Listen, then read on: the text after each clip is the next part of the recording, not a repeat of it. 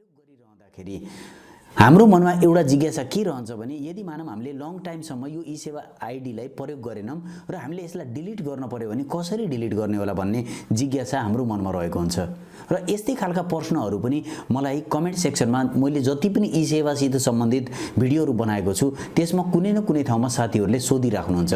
आज मैले त्यसैले गर्दाखेरि यो भिडियो बनाउन गएको छु जस अन्तर्गत मैले तपाईलाई सम्पूर्ण जानकारी दिनेछु कि कसरी तपाईले आफ्नो ई सेवा आइडीलाई डिलिट गर्न सक्नुहुन्छ, पर्मानेन्टली हटाउन सक्नुहुन्छ, जसले गर्दाखेरि भविष्यमा तपाईले ई सेवा आइडी प्रयोग गर्न पर्दैन।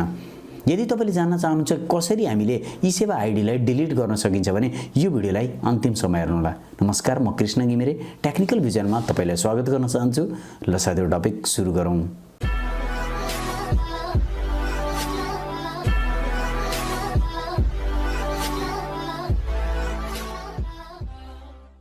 साथीहरु, अगाडि बढ्नुभन्दा पहिले भिडियोलाई लाइक गरिदिनु होला र साथसाथै साथीहरु यदि टेक्निकल भिजनमा नयाँ हुनुहुन्छ भने टेक्निकल भिजनलाई सब्स्क्राइब गरिदिनु होला र साइडमा रहेको बेल आइकन प्रेस गरेर अल नोटिफिकेसनलाई अन गरिदिनु होला, जसले गर्दाखेरि यस्तै खालका भिडियोहरू मिस हुने छैनन्।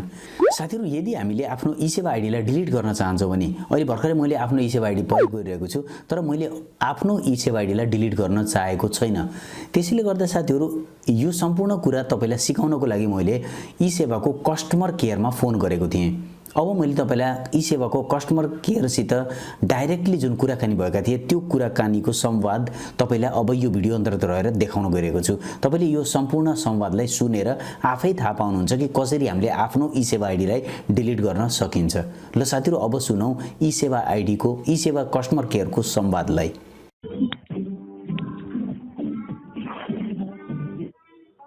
नमस्ते सर, तपाईँ पश्चिमिता बोल्दैछु। हजुरलाई कस्तो सेवा गर्न सक्छु होला?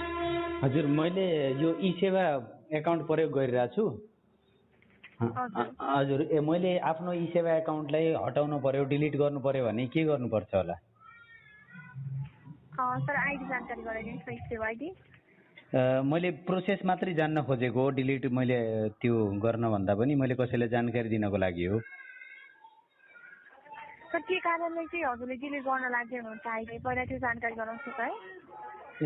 होइन, यस्तो हो कि म एउटा युट्युबर हो, अनि मैले युट्युबमा ई सेवासित सम्बन्धित धेरै जानकारीहरू राखिरहेको छु। अनि त्यसैमा चाहिँ मलाई धेरैजनाले चाहिँ ई सेवा आइडी कसरी डिलिट गर्न सकिन्छ भनेर पनि क्वेसन गर्नुभएको छ। त्यस कारणले मैले त्यो सिकाउनको लागि मात्र हो। सर, यसो हुन्छ, पहिला चाहिँ हाम्रो आइडी यतिकै डिलिट गर्न मिल्दैन।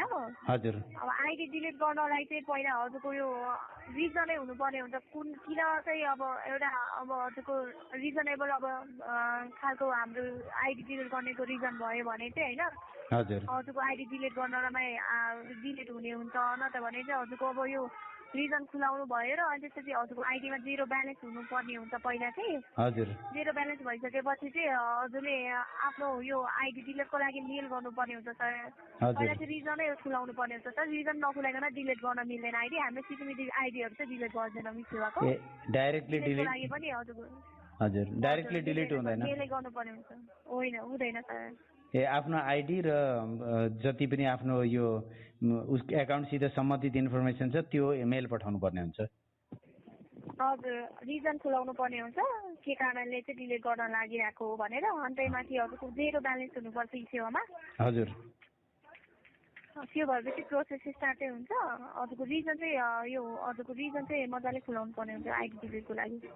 मैले के कारणले आफ्नो आइडी डिलिट गर्दैछु यी सम्पूर्ण कुरा खुलाएर इमेल पठाउनु पर्ने हुन्छ।